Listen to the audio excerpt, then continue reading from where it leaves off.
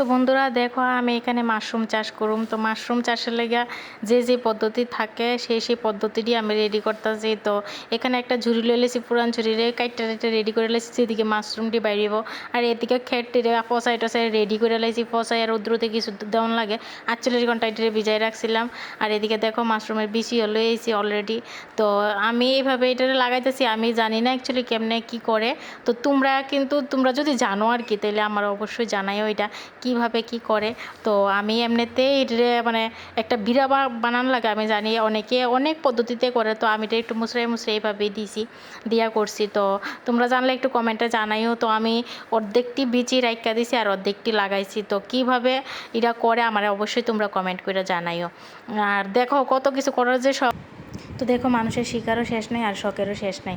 তো অনেক কিছুই ইচ্ছা করে করতাম। তো আমার যেটা ইচ্ছা করে আমি পাগলের মতো আমি এটাই করি। তো এটা হোক বা না হোক আমি তো ট্রাই করছি। তো আমি আমার বেস্ট দিছি, এটা হইল যদি হয় আর কি, তাহলে অবশ্যই আমি তোমরা আবার শেয়ার করুন তোমরা সাথে।